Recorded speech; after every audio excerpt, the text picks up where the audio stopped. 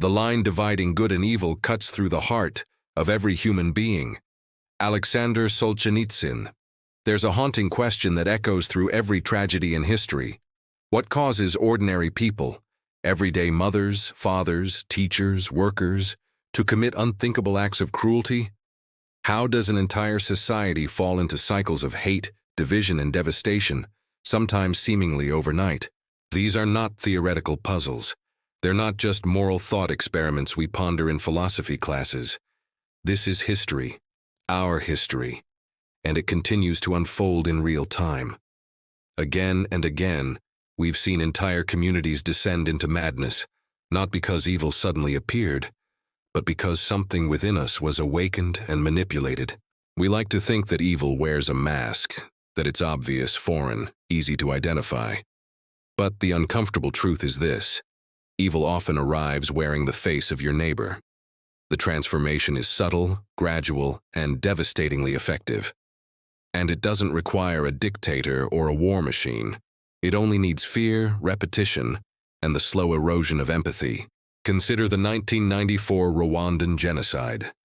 In just 100 days, nearly 800,000 people were slaughtered, not by a foreign army, not by some monstrous external force, but by their fellow citizens. Friends turned on friends.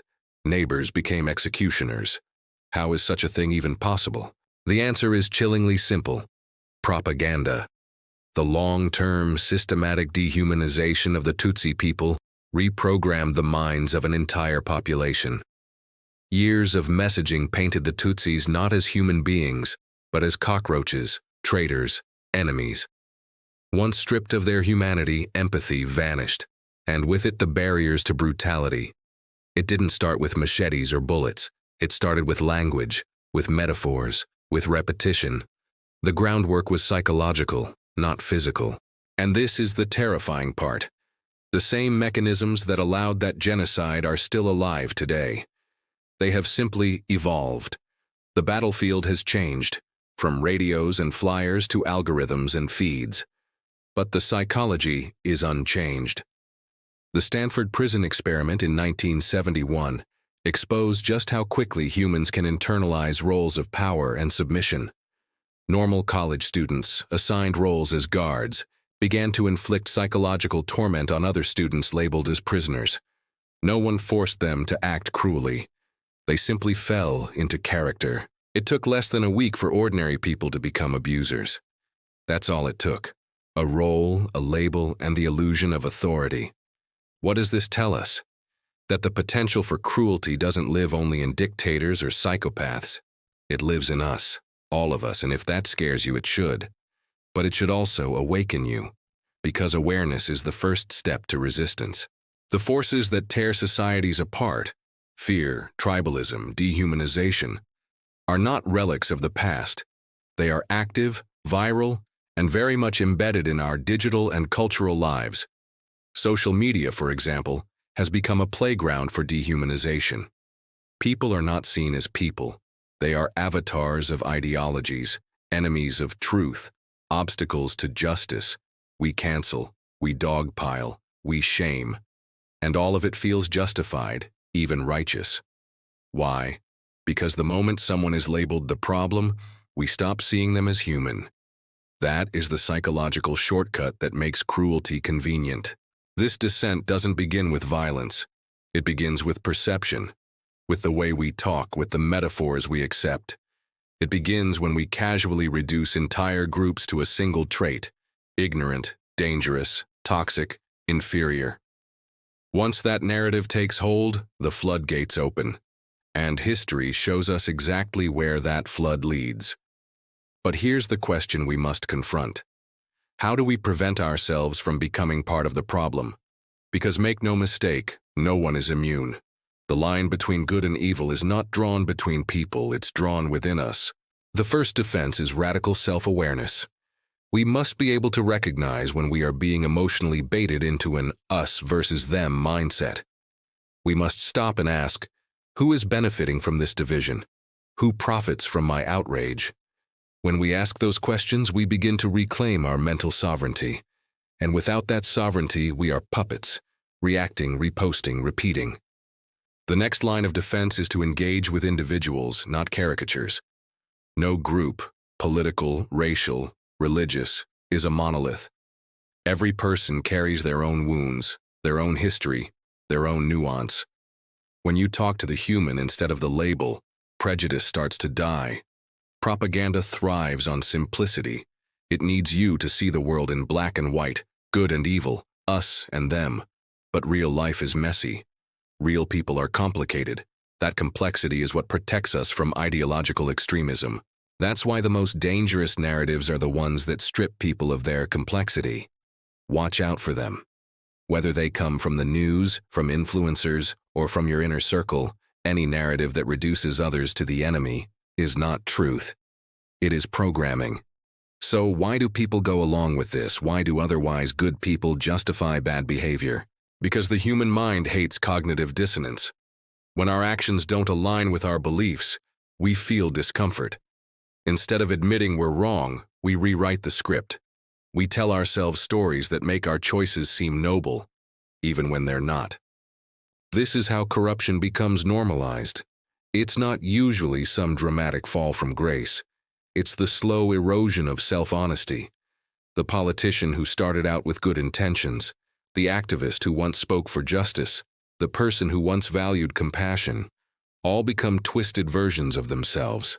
Not because they're evil, but because they stopped questioning themselves. And perhaps the most dangerous self-deception is this: I'm doing it for the greater good. History is overflowing with atrocities committed in the name of justice, religion, purity, protection. The more righteous someone feels, the more dangerous they become, because they stop questioning their own capacity for harm. That's how moral licensing works. When people believe they're fundamentally good, they feel entitled to make exceptions. Those exceptions snowball.